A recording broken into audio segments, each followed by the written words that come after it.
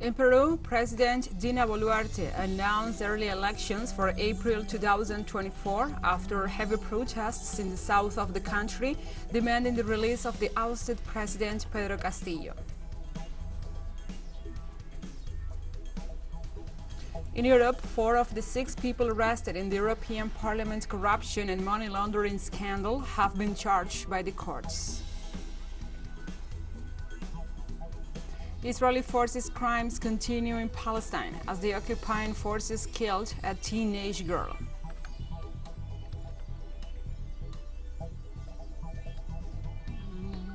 From the headquarters of TeleSUR English in Havana, Cuba, this is From the South. I'm your anchor, Gladys Quesada, and now we keep our focus on Peru as the political situation there rolls out. On early Monday morning, and amid arrests in the south of the country because of the protests, President Dina Boluarte announced early elections for April 2024. In a message to the nation in which she reported 2 deaths and more than 30 injured in the midst of the protests, President Boluarte declared a state of emergency in the areas where the most crowded demonstrations took place in rejection of her government and demanding the closing of the Congress. Initially, Boluarte said she will finish her term in July 2026. After the demands and the protests, however, she announced that she will send to Congress a bill to advance the general elections to April 2024.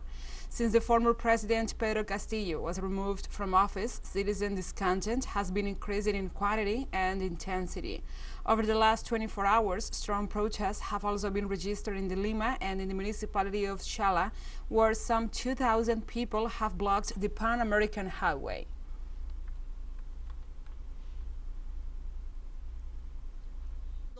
Interpreting the will of the citizenship in the broadest manner and consequently with the responsibility that implies the exercise of the action of governing, I have decided to assume the initiative to reach an agreement with the Congress of the Republic to bring forward the general elections for the month of April 2024. Prior to Boluarte's announcement, Peruvian social movements rallied outside Congress to demand new elections, as well as the increase of former president or the release of former President Pedro Castillo. A new day of demonstrations took place in several locations around the country, including blockades and marches where citizens demanded new general elections, the closing of the Congress, and the resignation of President Dina Boluarte. Likewise, the population of Arequipa declared an indefinite strike against the national legislature.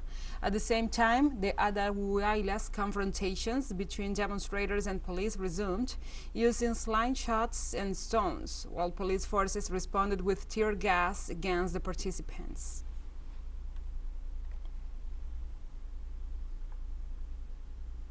Now we move on to other topics. In Bolivia, international energy sales increased to more than $3 billion as a result of gas sales to Argentina and Brazil.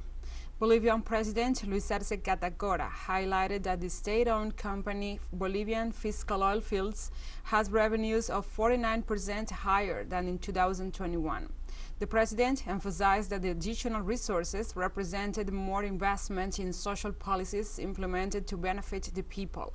According to the Bolivian state-owned company, these resources contributed to all revenues in favor of governments, municipalities, the public university system, health coverage projects, education, housing, employment, among others.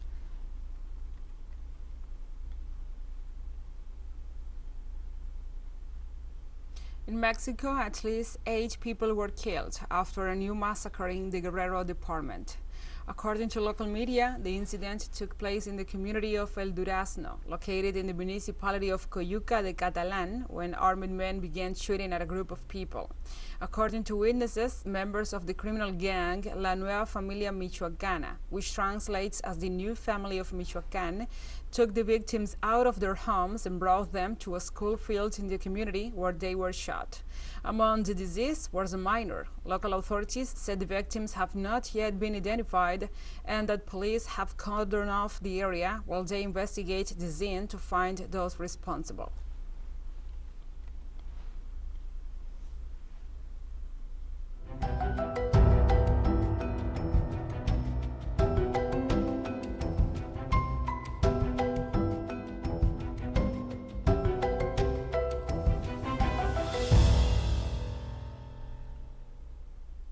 Now we address their topics. After a magnitude 6 earthquake in Mexico, representatives of the government chamber reported that so far no damage has been reported.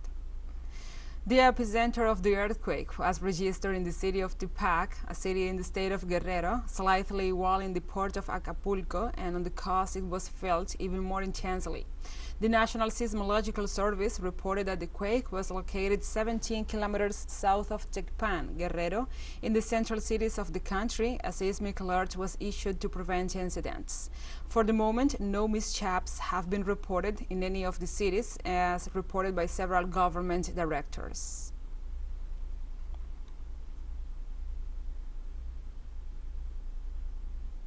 Guatemala's volcano, known as Volcán de Fuego, located between the departments of Escuintla, Chimaltenango, and Zacatepeques in the south of the country, recorded an increase in its activity.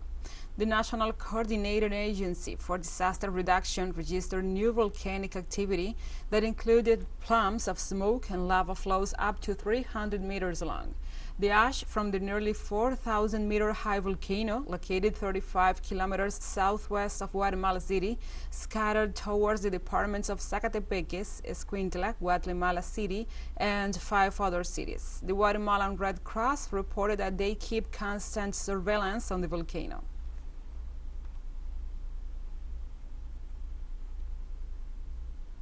In Chile, authorities raised their green alert to yellow following volcano Lascar's eruptive pulse in the Antofagasta region. The regional director of the National Emergency Office in the Ministry of the Interior, Ricardo Munizaga, explained that the yellow alert was extended in San Pedro de Atacama, a municipality located in the province of El Loa, in order to create a security perimeter and prevent people from entering the volcano area. The perimeter will be maintained for 5 days, and depending on the conditions, it may be extended or not. The regional official assured that they will provide updates frequently.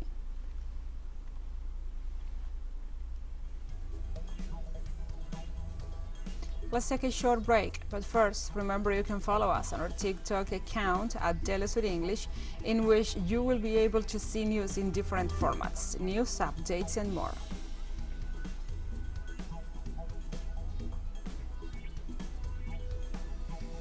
Other stories coming up, stay with us.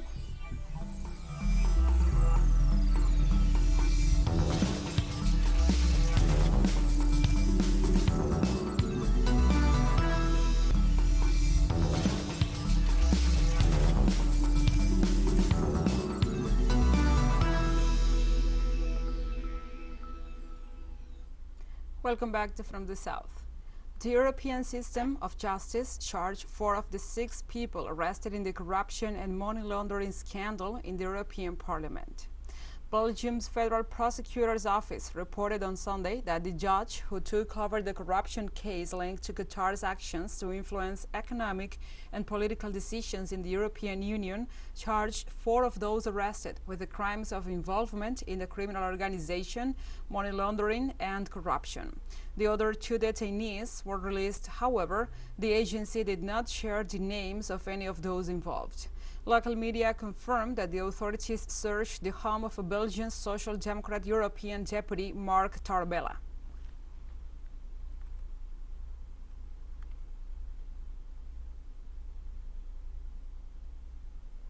In this same context, the President of the European Parliament, Roberta Metsola, suspended the Vice President Eva Kaili, who was arrested on Friday in the framework of the case of corruption and money laundering in the European Parliament.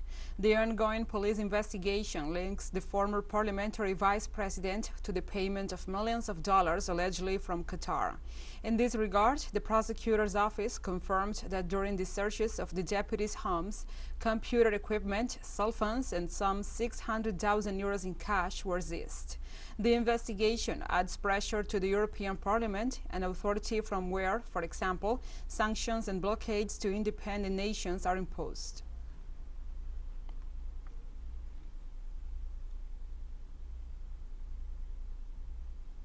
Emergency teams continued to work on Sunday at the site of an explosion and fire in an apartment building on the Channel Island of Jersey that killed at least 3 people and left several missing. Robin Smith, the chief officer of the state of Jersey police, said operations was now one of recovery rather than search and rescue. Smith also said that the fire caused by the accident was brought under control. Firefighters were called on the scene moments prior to the explosion as neighbors smelled gas. Police authorities investigate whether or not there was a safety issue with the natural gas lines.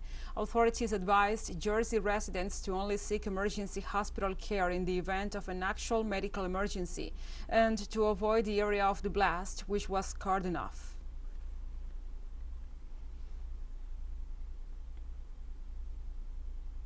The European Council reached an agreement on a legislative package which will enable the bloc to help Ukraine financially throughout 2023. The amount to be lent will be 18 billion euros, and the loans will have a 10-year grace period. The proposal was adopted by the Council via a written procedure, and it will be submitted to the European Parliament for its possible adoption next week. Member states will cover the bulk of the interest costs via external assigned revenues. The guarantees for that borrowing will be provided either by the EU budget or by member states. The aim of the package is to provide short-term financial relief, financing Ukraine's immediate needs, rehabilitation of critical infrastructure, and initial support towards sustainable reconstruction.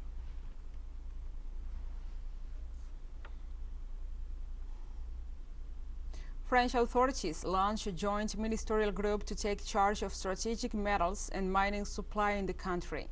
According to the decree, Prime Minister Elisabeth Borne will be in charge of this cabinet. The group's goal will be to follow up the implementation of supply policies and to reinforce actions in the areas of defense, industry, energy, ecological transition, trade, and foreign relations. France, like other European countries, does not produce or possess most of the minerals and metals needed for economic and security matters. The creation of this delegation came in the context of a complex geopolitical scenario defined by conflicts and trade confrontation between major powers.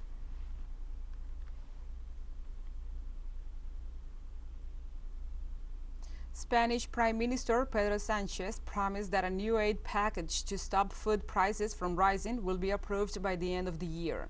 Sánchez told a press conference that the third package of measures to mitigate the impact of the crisis derived from the conflict in Ukraine will be very ambitious, with new proposals and the extension of others already in force. The Prime Minister stressed that the government is currently analyzing how to better contain food prices, which are directly fueling inflation. According to official data, inflation in Spain has fallen by around 4 points in the last 4 months to 6.8% in November, mainly due to a slight reduction in fuel and energy prices. On the other hand, food continues to rise, and in October it stood at 15.4%, the highest level recorded in the country since 1994.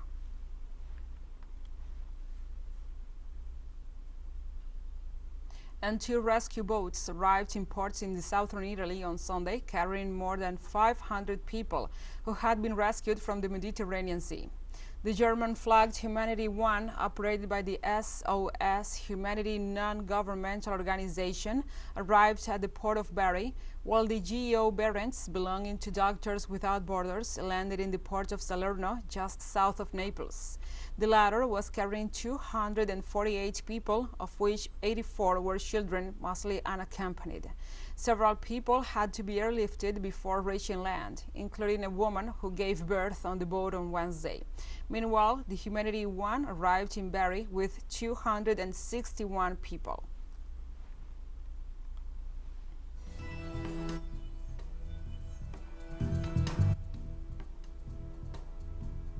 And we have more news coming up after a final short break, so stay with us.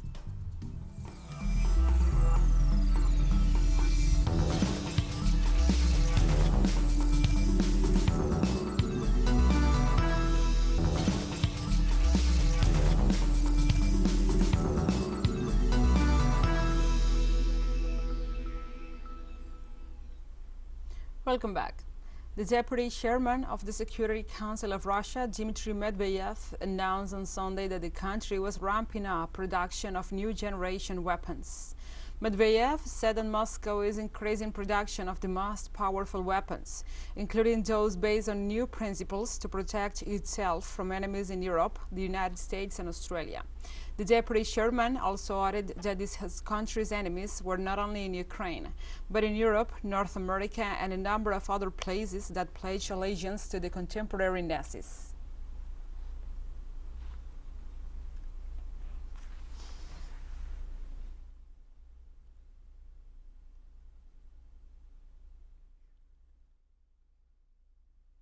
Turkish President Recep Tayyip Erdogan told his Russian counterpart Vladimir Putin on Sunday that Ankara and Moscow can start working on the export of different food products and gradually other commodities through the Black Sea grain corridor.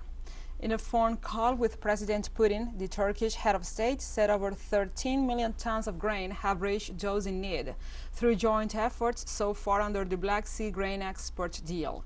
President Erdogan also expressed his sincere wishes to his Russian counterpart for an end to the conflict between Russia and Ukraine as soon as possible. Turkey has performed a mediator role between Moscow and Kiev, which led to the resumption of the July 2022 grain deal.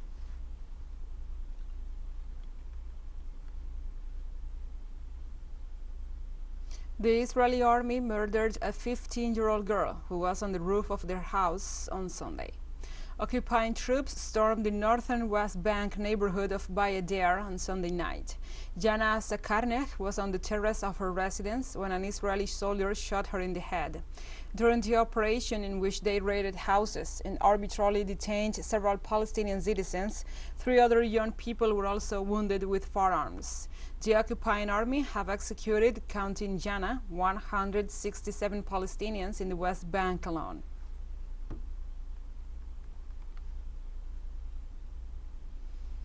And just as the hearts of millions of fans live the emotions of the Qatar 2022 World Cup, TeleSUR joins this sporting event with From the Field, a show that brings news, analysis, reviews, and more to our audience. Don't miss it. Our show airs 1 p.m. local time in Caracas and 12 p.m. New York. Remember, From the Field, only on TeleSUR.